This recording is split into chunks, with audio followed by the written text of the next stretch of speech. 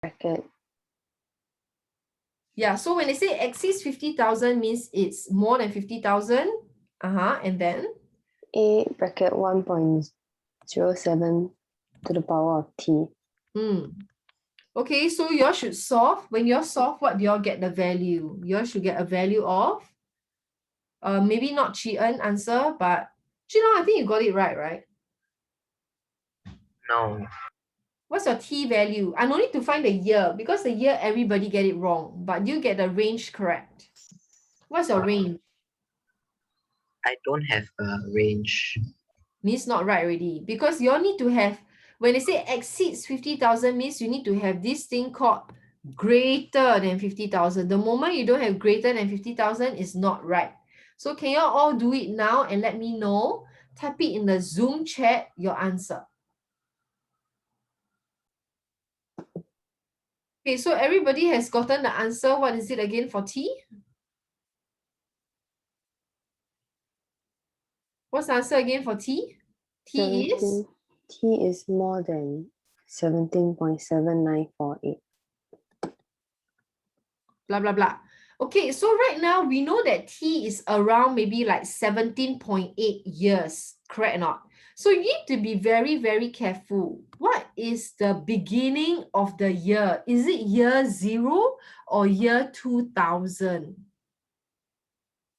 So if you read the question, they will tell you what is year 0. Year 0 is how much? 2010. Yes. So this is year 0. So we have year 0. And year 0 is actually which year? 2010. 2010. And we must wait for how many years for the rabbit population to first exceed? So we must wait for how many years? 17.794. About 17.8 years, right?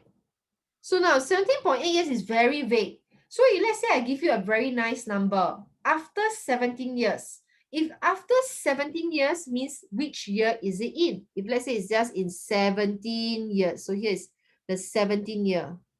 So after 17 years means which year is it in? After 17 years, which year would that be in? 2027. 2027. Okay, now let's do one more. After 18 years. So you have after 18 years, that means that which year would that be in? After 2028. 18 years. 2028. 2028. But right now you are on 17.8 years. So which year is it? Because they say find the year where the rabbit population first exceed. So which year would that be in then? 2027. Yes, finish, the end. And that's all for number 67C.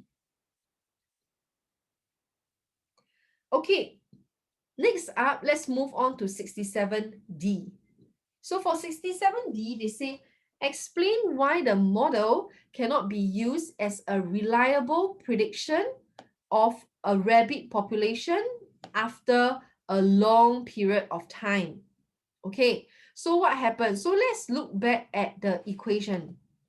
So the equation is, this is P is equal to A 1.07 to the power of T. Have you all found the value of A already? What is your value of A?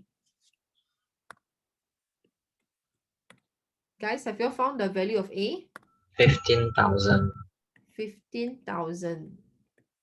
So this is your value of A, right? So they say why the model cannot be a reliable prediction after a long period of time. The keyword is long period of time. So time means they're referring to which unknown.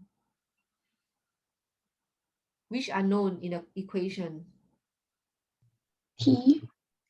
P or T? T. Yes, T. So it means that this T will become very, very, very large, correct? So this is how we'll write. So imagine, right, guys, let's take out a calculator. Put a very, very large number for T. What do you notice? What do you get? So sub in T to be a very, very large number, like 10,000 or something, like after 10,000 years. What do you notice? There's an error. Yes. So do you think the model can actually predict? No, Can or cannot?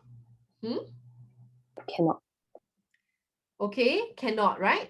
So what happens? So how are we going to state it? So you got to say that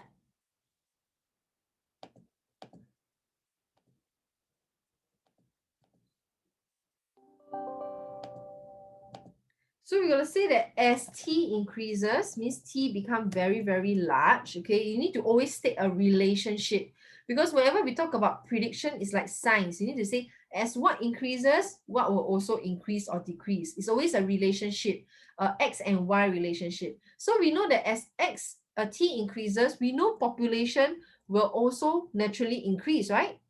So as T increases, do you notice the population will become very large? But is that even possible? Can the rabbits keep growing and growing and growing so much? Do you think in science it makes sense for the rabbit to keep growing and growing and growing? Then soon the rabbit will be more population than the humans already, what? Correct now, guys? Does it even make sense? So remember in science, you all learn food chain, correct or not? So is it possible for the rabbit to become very, very large at the end of the day? Yes or no? No. No, why? If you think in terms of your science, in terms of food chain, what do you notice? Is the rabbit at the end of the food chain?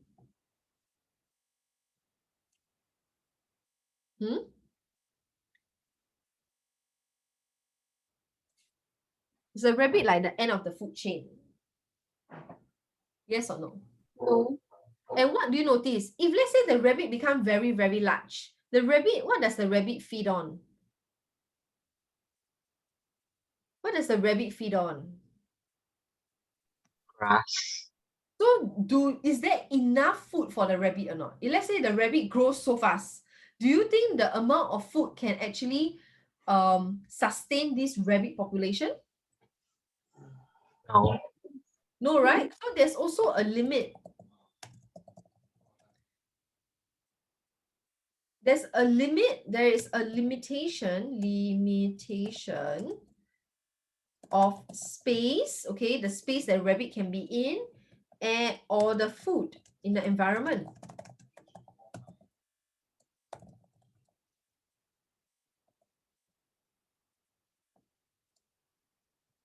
So this model cannot be a reliable prediction because they may be external factors, right?